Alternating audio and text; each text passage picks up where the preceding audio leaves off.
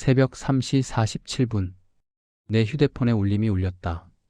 모르는 번호였다. 밤 3시에 전화하는 사람이 있을까?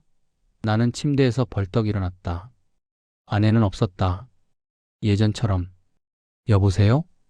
전화 너머로는 숨소리만 들렸다. 그리고 그 순간 나는 깨달았다. 이 목소리. 3년간 못 들었던 그 숨소리다. 아내야?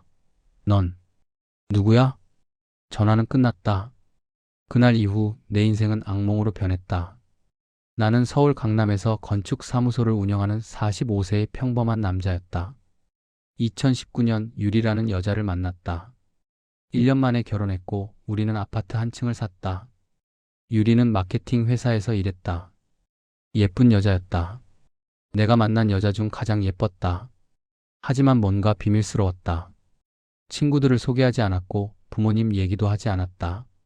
나는 묻지 않았다. 사람은 누구나 비밀이 있다고 생각했으니까. 2021년 6월 15일. 평범한 금요일 아침이었다. 유리가 일어나지 않았다. 침대 옆에 노란 봉투 하나만 있었다.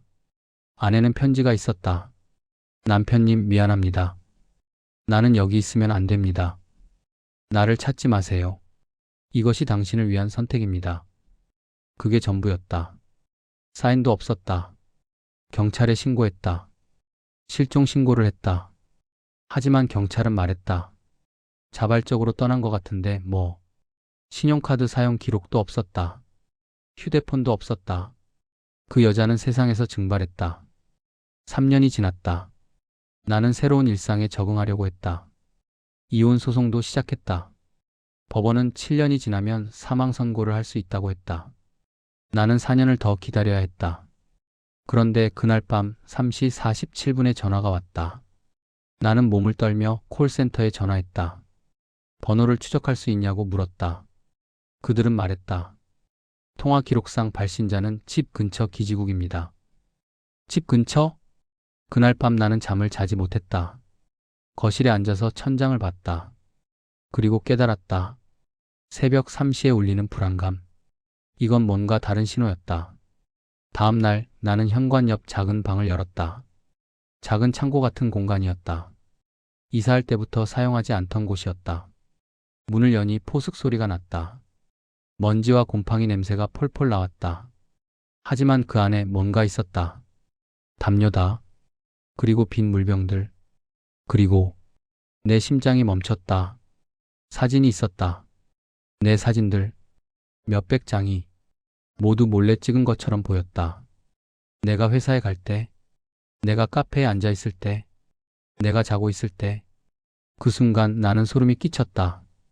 누가 이걸? 나는 경찰을 불렀다. 형사과장이 왔다. 40대 중반의 여자 형사였다. 그녀는 현장을 둘러보더니 천천히 말했다. 이건 누군가 여기에 살고 있었다는 뜻입니다. 살고 있었다? 형사는 계속 말했다. 얼마나 오래? 모릅니다. 당신이 언제부터 느꼈나요? 나는 생각했다. 이상했던 순간들, 냉장고 음식이 줄어드는 것, 화장실 휴지가 없어지는 것, 처음엔 내가 먹었다고 생각했다. 건망증이라고. 형사는 창고를 조사했다. DNA 검사를 했다. 3일 후 그녀가 전화했다. DNA는 미확인 여성입니다. 범죄 기록이 없어서 데이터베이스에 없네요. 하지만 한 가지 발견한 게 있습니다. 뭐죠? 담요에서 나온 DNA가 당신 아내의 DNA와 일치할 가능성이 있습니다. 정확히는 친척일 수 있어요. 친척? 나는 그 말을 이해할 수 없었다. 형사는 계속 조사했다. 그리고 일주일 후 그녀는 내 사무실로 찾아왔다. 표정이 심각했다. 당신 아내를 찾았습니다. 나의 호흡이 멈췄다. 어디? 당신 아파트 안에. 뭐라고? 정확히는 당신 침대 아래입니다. 형사는 아파트로 나를 데려갔다. 내 침실. 내가 매일 자던 침실. 침대를 들었을 때 나는 비명을 질렀다. 거기엔 또 다른 공간이 있었다. 침대 아래 숨겨진 방. 아마도 리모델링 할 때 생긴 유틈새였을 것 같다. 충분히 한 명의 몸이 들어갈 크기였다. 그리고 거기에 있었다. 유리다. 하지만 3년 전의 유리가 아니었다. 그녀는 마르고 창백했다. 눈은 공허했다. 형사는 그녀를 응급차에 태웠다. 나는 뒤따라갔다. 병원에서 의사는 말했다. 영양실조, 탈진, 장기 감금. 그리고 의사는 잠시 멈췄다. 정신분열증에 진행된 형태입니다. 매우 심각한 상태네요. 유리가 깨어났을 때 그녀는 나를 보지 못했다. 아니, 봤지만 인식하지 못했다. 누구세요?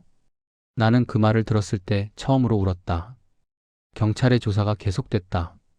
그들은 내 집을 철저히 조사했다.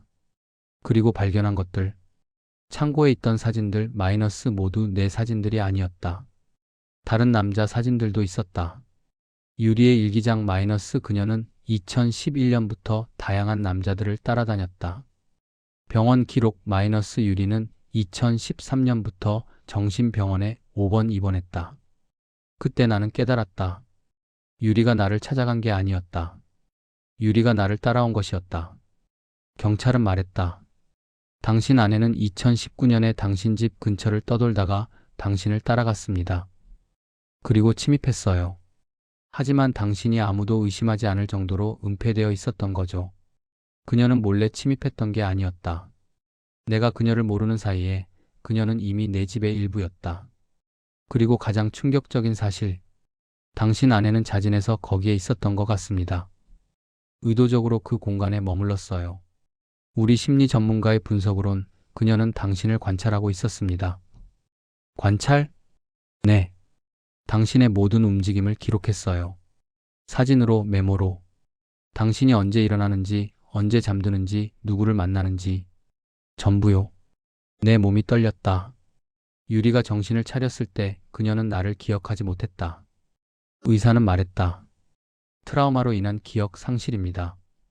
하지만 나중에 심리상담사는 또 다른 가능성을 제시했다. 그녀는 당신을 기억하고 싶지 않을 수도 있습니다. 나는 유리와 한 번 만났다. 병원에서. 그 순간. 당신은 누구세요? 난 당신의 남편이야.